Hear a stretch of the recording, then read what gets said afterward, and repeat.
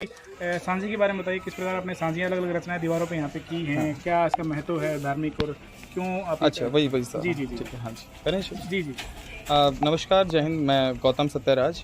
विशेष रूप से यदि मैं बात करूं सांझी के बारे में, तो सांझी पूरे भारत का गौरव है, संस्कृति का गौरव है और एक बहुत गहरा विषय है जो हमारी भारतीय संस्कृति को कहीं ना कहीं एक ऐसा स्थान देता है पूरे विश्व में जो बहुत अलग है।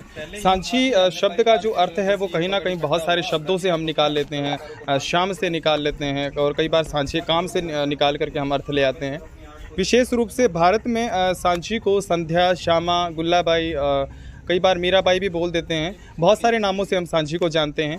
विशेष रूप से यदि मैं बात करूं गांव ढिगाना के कलाकारों की, तो गांव ढिगाना के जो ग्रामीण कलाकार हैं, मैं तो कहूँगा कि ग्रामीण कलाकार जो शायद इतने उम्दा कलाकार हैं जिनको कोई मंच नहीं मिल पाया था, आज वो मिल करके पूरा सांझी का जो उत्थान कार्यक्रम है पूरे हरियाणा में चला रहे हैं कि जिस सांझी को लगातार हम भूलते ही जा रहे थे, उस सांझी को पुनः जीवित करने का प्रयास है।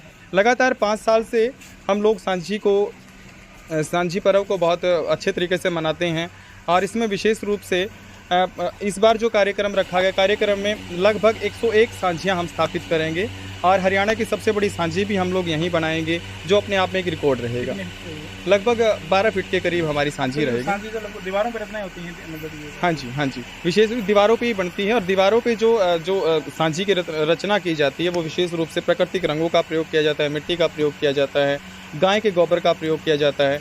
यहाँ आप एक जो सोचने की और समझने की बात है, हमारे पूर्वजों ने जो निर्धारित किया कि प्राकृतिक रंगों का प्रयोग किया जाता है। गेरू का है, अगर हम लाल रंग का हमें प्रयोग करना है तो हम गेरू उठा लेते हैं। यदि हमें हरे रंग का प्रयोग करना है तो पत्तों को कूट लेते हैं। यदि हमें काले रंग का प्रयोग करना है तो जो बर्तनों पे जो काला रंग चढ़ गया उसका प्रयोग कर लेते हैं। मतलब प्राकृतिक रूप से हम लोग कलाकृतियाँ तैयार करते हैं। तो गौतम जी, धार्मिक क्या मानता है इसको? कन्याओं के लिए बनाते हैं आमतौर पर इसको, कि कन्याओं के लिए खासतौर पर? हाँ जी, नवरात्रों में आप जानते हैं कि कंजक पूजन होता है, लड़कियों का पूजन करते हैं हम। अंतिम जो हमारा नवरात्रा होता है, ठीक वैसा ही ये एक जो है चलन है कि जो सांझी का जो स्थापना होता है वो लड़कियों के द्वारा ही होता है। लड़कियां ही, कवारी लड़कियां ही बनाती हैं, लेकिन जो महिलाएं हैं वो सिर्फ अपनी बेटियों का सहयोग करती हैं। लेकिन इसका जो सांझी का जो जुड़ाव है, इसको जो बनाने वाले कलाकार होते हैं वो लड़कियां ही होती हैं। और ऐसी मान्यता है हरियाणा में कि जो लड़की जितनी सुंदर सांझी बनाती है, जितने गहने उसको पहनाती है, ठीक उतने ही गहने उसको ससुराल में जाते हुए मिलते हैं। ऐसी मान्यता है हमारे इधर और बहुत सारी मान्यताएं प्रचलित भी हैं।